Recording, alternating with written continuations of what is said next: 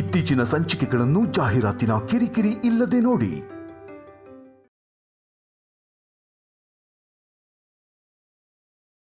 ಭೂಲೋಕಕ್ಕೆ ಇದು ನಾಗಬನ, ಆದ್ರೆ ನಮಗಳ ಪಾಲಿಗೆ ಇದು ಪುಣ್ಯಬನ. ನಮ್ಮ ಮುಂದಿನ ಬದುಕಿಗೆ ಆಶೀರ್ವಾದ ಬೇಕು ಅಂತ ಕೇಳೋದಕ್ಕೆ ಇಲ್ಲಿ ಈ ಪರಮೇಶ್ವರನ ಮುಂದೆ ನಾವು ಬಂದಿದ್ವಿ.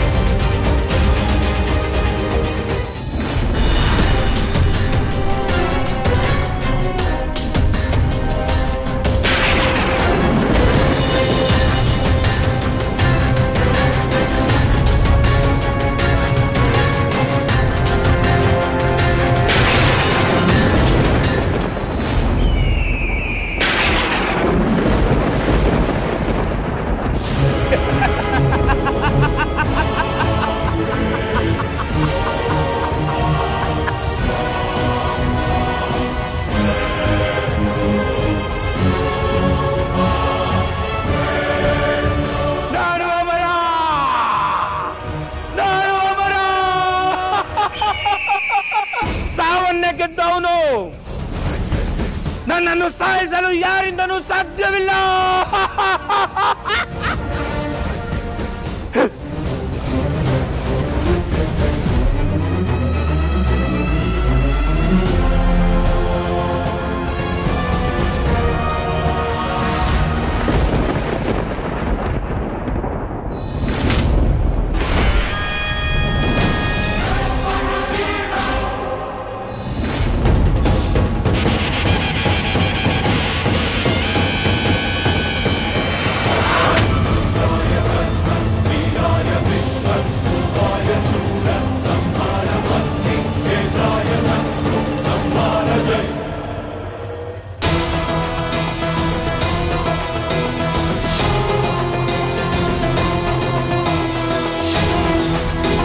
ದೇವಿ ಕಣ್ಣು ಕಿತ್ತಿರೋ ನೀನು ಯಾವುದೇ ಕಾರಣಕ್ಕೂ ಉಳಿಬಾರ್ದು.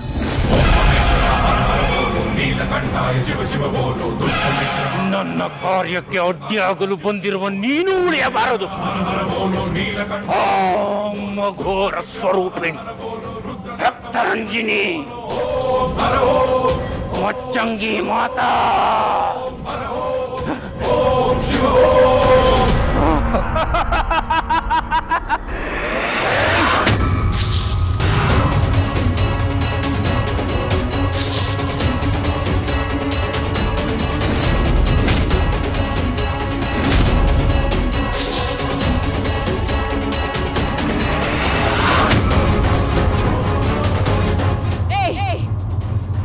ನೀನು ಉಳಿಲೇಬಾರದು.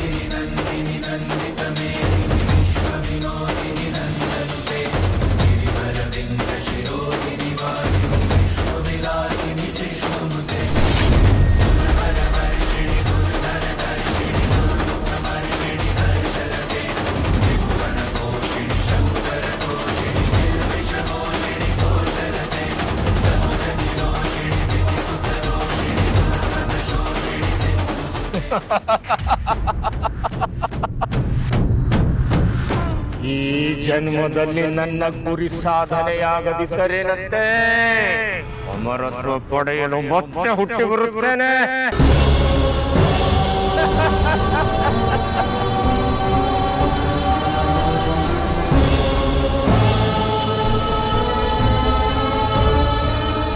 ಆವತ್ತು ನಿನ್ನಿಂದಾಗಿ ನಾನು ಜಲಪಾತಕ್ಕೆ ಬಿದ್ದೆ.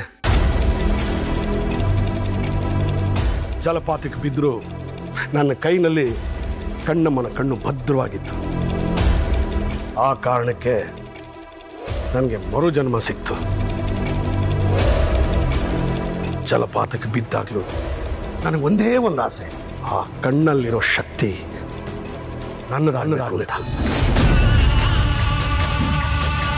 ಅದಕ್ಕೋಸ್ಕರ ಎಷ್ಟೋ ಕಷ್ಟಪಟ್ಟೆ, ಎಷ್ಟೋ ಸಿದ್ಧಿಗಳನ್ನ ನಂದಾಗಿಸ್ಕೊಂಡೆ.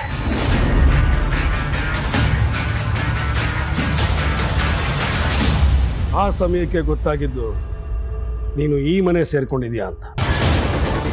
ಈ ಮನೆ ಯಜಮಾನ ದಿಗ್ವಿಜಯ್ ಈ ಮನೆನಿಲ್ಲ ಅಂತ ಗೊತ್ತಾಯ್ತು. ನನಗೊಂದು ರೂಪ ಬೇಕಾಗಿತ್ತು ನಿನ್ನ ವಿರುದ್ಧ ಹೋರಾಡಕ್ಕೆ. ಅದಕ್ಕೆ ದಿಗ್ವಿಜಯನ ರೂಪದಲ್ಲಿ ಬಂದೆ. ಈಗ ನಿನ್ ಮುಂದೆ ನಿಂತಿದ್ದೀನಿ. ಹೋದ ಜನ್ಮದಲ್ಲಿ ನಿನ್ಗೆ ಕೆಟ್ಟ ಸಾವು ಬಂದಿಲ್ಲ ಅನ್ನೋ ಕಾರಣಕ್ಕೆ ಈಗ ಮತ್ತೆ ದೇವರು ನಿನ್ಗೆ ಇನ್ನೊಂದು ಜನ್ಮ ಕೊಟ್ಟಿದ್ದಾನೆ ಶತಶೃಂಗ. ನಾಗಚೇತನಕ್ಕೆ ಯಾರೇ ಕಣ್ಣು ಹಾಕಿದ್ರು ಅವ್ರು ಯಾರು ಬದುಕುಳಿದಿಲ್ಲ. ನೀನು ಕೂಡ ಕೆಟ್ಟದಾಗಿ ಸಾಯ್ತೀಯ.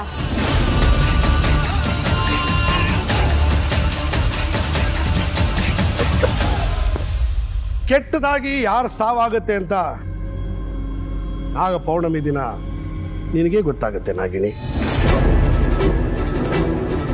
ಹೇಗಾದ್ರೂ ಮಾಡಿ ತ್ರಿಶೂಲ್ ದೇಹ ಹುಡುಕಿ ಇವನ ಆತ್ಮನ ಅವನಿಗೆ ಸೇರಿಸಿ ಅವನ ಶಕ್ತಿನ ನಾಗಮಣಿಗೆ ಧಾರೆ ಎರೆದು ಆಮೇಲೆ ನಿನ್ನ ಗತಿ ಏನಾಗತ್ತೆ ಅಂತ ಯೋಚನೆ ಮಾಡು.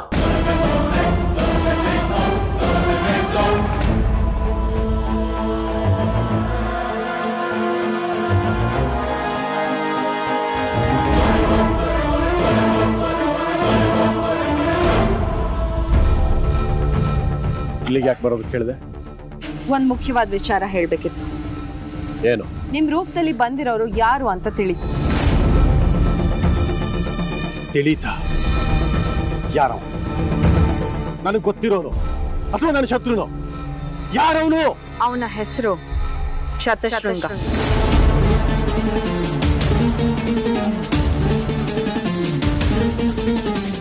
ಶತಶೃಂಗ ಅಂದ್ರೆ ನಾವು ಈ ಹೆಸರೇ ಕೇಳಿಲ್ವಲ್ಲ. ಕೇಳಿರೋಕೆ ಸಾಧ್ಯನೂ ಇಲ್ಲ. ಅವನು ಕಣ್ಣೂರು ಅನ್ನೋ ಊರ್ನವನು. ಕಣ್ಣೂರ? ಅದೆಲ್ಲ ಬರುತ್ತೆ? ಅವನು ನನ್ನ ರೂಪದಲ್ಲಿ ಯಾಕೆ ಬಂದಿದ್ದಾನೆ? ನಾಗಮಣಿ.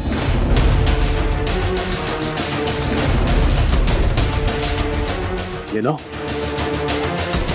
ನಾಗಮಣಿಗ? ಹೌದು. ಕಣ್ಣೂರಿನ ಕಣ್ಣಮ್ಮ ದೇವಿಯ ವಿಗ್ರಹದ ಕಣ್ಣುಗಳೆರಡು ಹೊಳಿತಾ ಇತ್ತು. ಆ ಮಣಿಯಲ್ಲಿ ಮಹಾಶಕ್ತಿ ಇದೆ ಅಂತ ಶತಶೃಂಗಗೆ ತಿಳಿದು ಒಂದು ಕಣ್ಣನ್ನ ತೆಗ್ದ. ಇನ್ನೊಂದು ಕಣ್ಣನ್ನ ತೆಗೆಯುವಂತ ಸಮಯದಲ್ಲಿ ಶಿವಾನಿ ಅವನನ್ನ ತಡೆದ್ಲು. ಆವತ್ತು ಅವನು ಕಣ್ಣಿನ ಜೊತೆಗೆ ಜಲಪಾತದಲ್ಲಿ ಬಿದ್ದು ಹೋದ. ಆದ್ರೆ ಆ ಮಣಿಯ ಆಸೆಯಿಂದ ಅವನು ಮತ್ತೆ ಹುಟ್ಟಿದ. ಅದಕ್ಕೆ ಅವನು ಮತ್ತೆ ಇಲ್ಲಿಗೆ ಬಂದ. ಆದ್ರೆ ಮಾಯಾ, ನನ್ನ ಡೌಟ್ ಬಂದು ಅವನ್ ತೆಗೆದಿದ್ದು ದೇವಿಯ ಕಣ್ಣು. ಹಾಗಿದ್ಮೇಲೆ ಅವ್ನು ನಾಗಮಣಿಗೆ ಬಂದಿದ್ಯಾಕೆ?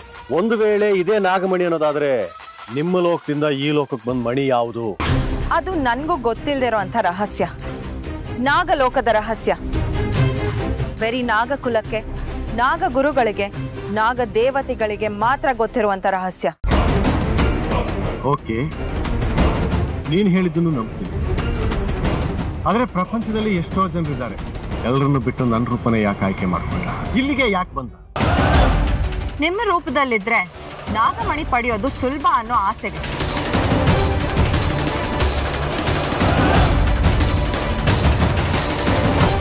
ಹೌದಾ? ನಾಗಮಣಿನ ಪಡೆಯೋ ಆಸೆನ ಸರಿ, ಹಾಗಿದ್ರೆ ನಾನೇ ಮುಗಿಸ್ಬಿಡ್ತೀನಿ ಅವನನ್ನ. ಅದು ಅಸಾಧ್ಯ. ಅವನು ಮಹಾಮಾಂತ್ರಿಕ ದಂಡನಾಯಕನ ಜೊತೆಗೆ ಸೇರಿ ಸಕಲ ವಿದ್ಯೆಗಳನ್ನು ಕಲ್ತವನು. ಹೋದ ಜನ್ಮದ ಕನಸುಗಳನ್ನ ಸಕಾರ ಮಾಡಲು ಈ ಜನ್ಮದಲ್ಲಿ ಹುಟ್ಟಿದವನು. ಅವನನ್ನ ಮಂತ್ರದಿಂದ ಗೆಲ್ಲಲು ಸಾಧ್ಯವಿಲ್ಲ, ತಂತ್ರದಿಂದಾನೇ ಗೆಲ್ಲಬೇಕು. ಹಾಗಾದ್ರೆ ಈಗ ನೀನೇ ದಾರಿ ತೋರಿಸ್ಬೇಕು.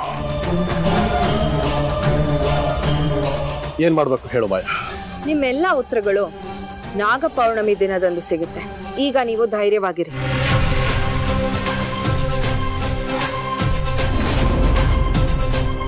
ನಾಗಪೌರ್ಣಿಮೆ.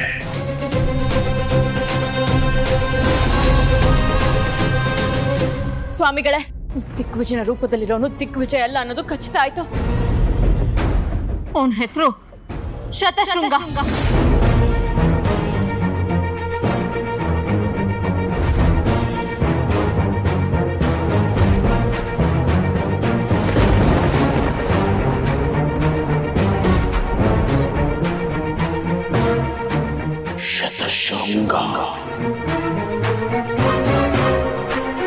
ಶತಶೃಂಗ ಇನ್ನೂ ಬದುಕಿದ್ದ. ಅದು ಹೇಗೆ ಸಾಧ್ಯ ಶಿವಾನಿ? ಇದು ಅವನ ಮರುಜನ್ಮ. ಪೂರ್ವ ಜನ್ಮದ ಸೇಡ್ ತೀರ್ಸ್ಕೊಳಕ್ಕೆ ನನ್ನನ್ನ ಹುಡ್ಕೊಂಡು ಬಂದಿದ್ದಾನೆ. ಶಿವಾನಿ, ಅವನ ಸತ್ತರೂ ಸಾಗಿದ ದುರಾತ್ಮ ಒಂದೇ ಗುರಿಯನ್ನು ಇಟ್ಟುಕೊಂಡು ಮತ್ತೆ ಪುನರ್ಜನ್ಮವನ್ನೆತ್ತಿದ್ದಾನೆಂದರೆ ಜೋಪಾನವಾಗಿರಬೇಕು. ಅವನು ಮಾಂತ್ರಿಕ ದಂಡಕಂಡ ಶಿಷ್ಯ. ಎಷ್ಟೋ ಕುಟಿಲ ತಂತ್ರಗಳನ್ನು ಕಲಿತಿದ್ದಾನೆ. ಆದರೆ ನೀನು ಮತ್ತು ಆದಿಶೇಷ ಒಟ್ಟಾಗಿ ನಿಂತರೆ ಅವನ ಸಂಹಾರ ಮಾಡುವುದು ಕಷ್ಟದ ಕೆಲಸವಿರಲಿಲ್ಲ. ನೀವ್ ಹೇಳ್ತಿರೋದು ಸರಿ ಸ್ವಾಮಿಗಳೇ, ಆದ್ರೆ ಅವನ್ಗೆ ಆದಿಶೇಷನ ನೆನಪುಗಳಿರ್ಲಿ, ತ್ರಿಶೂಲನ ನೆನಪುಗಳೇ ಇಲ್ವಲ್ಲ. ಎಲ್ಲ ಪ್ರಯತ್ನನೂ ಮಾಡಾಗಿದೆ, ಆದ್ರೆ ಇವನ್ಗೆ ಯಾವುದು ನೆನಪಾಗ್ತಿಲ್ಲ.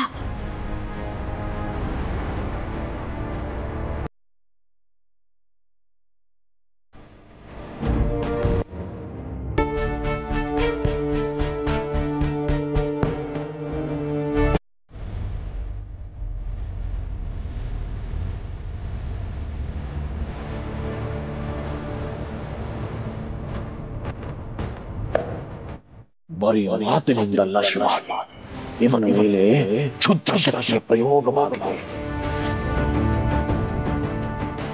ಆ ಶಕ್ತಿಯನ್ನ ಛಿದ್ರಗೊಳಿಸಬೇಕು ಶಿವಾನಿ. ಅದಕ್ಕಿರುವುದು ಒಂದೇ ಮಂತ್ರ, ಪ್ರೀತಿ ಮಂತ್ರ. ನೀನು ಇವನು ಮರೆತಂಥ ಎಲ್ಲಾ ನೆನಪುಗಳನ್ನು ಮರುಕಳಿಸಬೇಕು.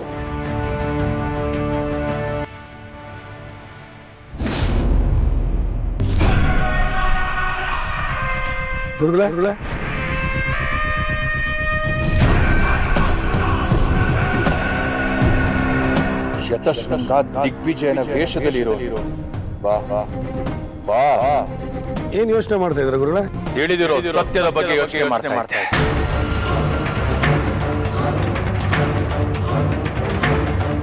ಯಾವ ಸತ್ಯ? ವೇಷದ ಸತ್ಯ, ಮೋಸದ ಸತ್ಯ, ಮುಖವಾಡದ ಹಿಂದಿರೋ ಮುಖದ ಸತ್ಯ. ದಿಗ್ವಿಜಯ, ಆತಂಕ ಬೇಡ. ಈಗಾಗಲೇ ಎಲ್ಲದಕ್ಕೂ ನಾನು ಪರಿಹಾರ ಕಂಡಾಗಿದೆ. ಅಲ್ಲ ಗುರುಗಳೇ, ನಾಗಿಣಿಗೆ ಎಲ್ಲ ಸತ್ಯ ಗೊತ್ತಾಗೋಯ್ತಾ? ಅದಕ್ಕೆ ಅವನನ್ನ ಮನೆ ಕರ್ಕೊಂಬಂದ್ಲ? ಅವಳವನ್ನ ಮನೆ ಕರ್ಕೊಂಬಂದಾಳೆ ಅಂದ್ರೆ ಎಲ್ಲ ಸತ್ಯ ತಿಳಿದಿರೋ ಸಾಧ್ಯತೆ ಇದೆ. ಅಷ್ಟೇ ಅಲ್ಲ, ತ್ರಿಶೂಲ್ ದೇಹ ಎಲ್ಲಿದೆ ಅಂತ ಅವಳು ಗೊತ್ತಿರತ್ತೆ. ಅಂದ್ರೆ ಈಗ ನಾನು ಏನ್ ಮಾಡ್ಬೇಕು ಸ್ವಾಮಿಗಳೇ?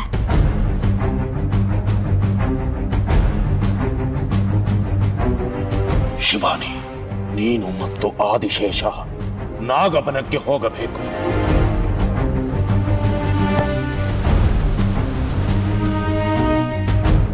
ನಾಗಬನ ನೀನು ಆದಿಶೇಷ ಒಂದಾದ ಜಾಗ.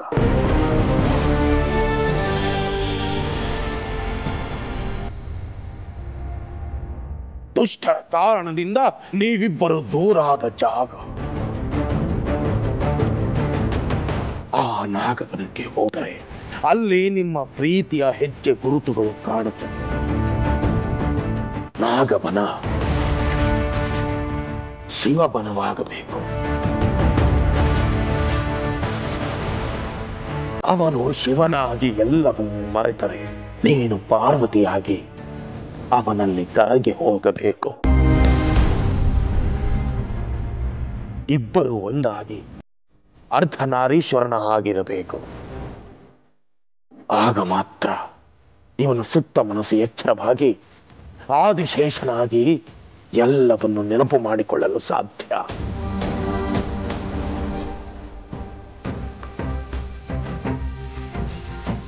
ಹೊರಡು. ಈ ಕೂಡಲೇ ಇವನನ್ನು ನಾಗವನಕ್ಕೆ ಕರೆದುಕೊಂಡು ಹೋಗು. ಸರಿ ಸ್ವಾಮಿಗಳೇ. ಜೈ ಭೋಲೆನಾಥ.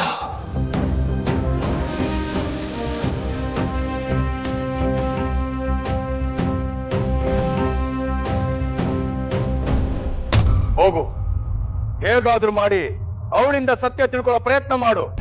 ಗುರುಗಳೇ, ಶಿವಾನಿ ಹತ್ರ ತ್ರಿಶೂಲ್ ಬಗ್ಗೆ ವಿಚಾರಿಸಿದ್ರೆ ಅವಳೇನು ಸರಿಯಾಗಿ ಉತ್ತರ ಕೊಡಲೇ ಇಲ್ಲ. ನೇರವಾಗಿ ಕೇಳಿದ್ರೆ ಸತ್ಯ ದಕ್ಕಲ್ಲ. ತ್ರಿಶೂಲ್ ದೇಹ ಎಲ್ಲಿದೆ ಅಂತ ಗೊತ್ತಿರೋದು ಇಚ್ಛಾಧಾರಿ ನಾಗಕ್ ಮಾತ್ರ. ಸರ್ಪವನ್ನು ಆಹ್ವಾನಿಸದೆ ಬೇರೆ ದಾರಿ ಇಲ್ಲ. ಅದು ಸಾಧ್ಯನಾ? ಸಾಧ್ಯ ಆಗ್ಲೇಬೇಕು ದಿಗ್ವಿಜಯ. ಮಹಾಶಕ್ತಿಶಾಲಿ ಆದಿಶೇಷನೇ ಬಾಲ ಮುರಿದ ಶ್ವಾನದ ಹಾಗೆ ನಮ್ಮ ಮುಂದೆ ಬಿದ್ದಿರುವಾಗ ಉಳಿದವರ ಬಗ್ಗೆ ಚಿಂತೆ ಯಾಕೆ? ಧೈರ್ಯವಾಗಿರು, ಇಚ್ಛಾಧಾರಿ ನಾಗ ಬಂದೇ ಬರುತ್ತೆ.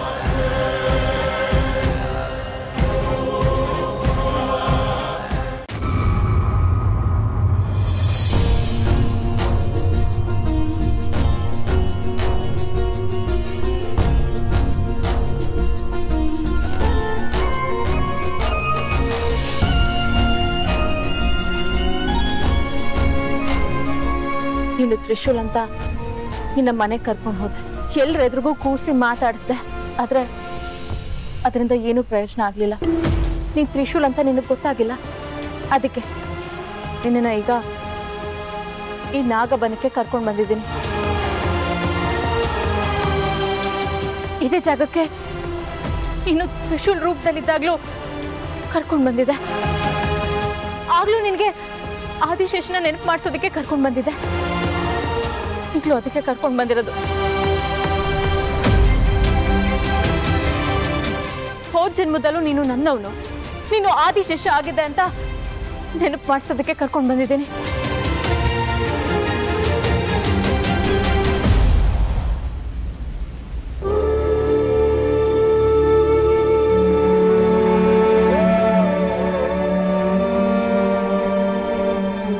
ನೋಡು ತ್ರಿಶೂಲ್, ಈ ಜಾಗ ನೋಡು. ಇದು ನಾಗವನ.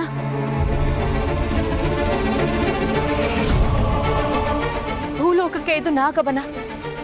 ಆದ್ರೆ ನಮಗಳ ಪಾಲಿಗೆ ಇದು ಪುಣ್ಯಬನ.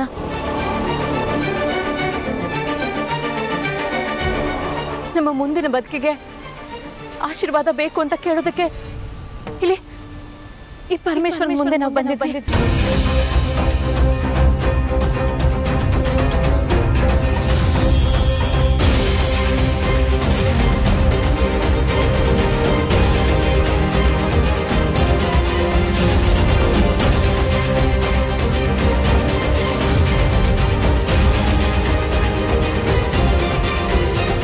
ನೀನು ನನ್ನ ಆದಿಶೇಷ, ನಾನು ನನ್ನ ಶಿವಾನಿ.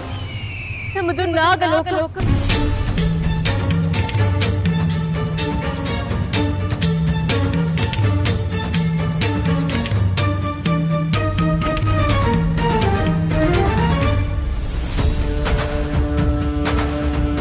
ತ್ರಿಶೂಲ್, ನೋಡು, ಈ ಜಾಗನ ಸರಿಯಾಗಿ ನೋಡು.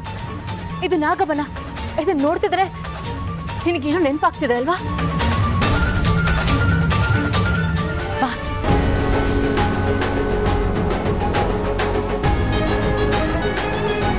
ಬಾ ತ್ರಿಶೂಲ್. ನಾವು ಹೀಗೆ ನಿಂತಿದ್ದು ನಿನಗೆ ನೆನಪಿದ್ಯಾ?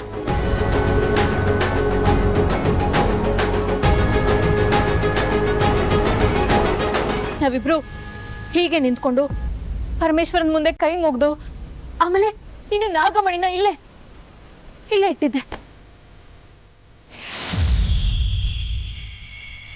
ನೆನ್ಪಾಯ್ತಾ?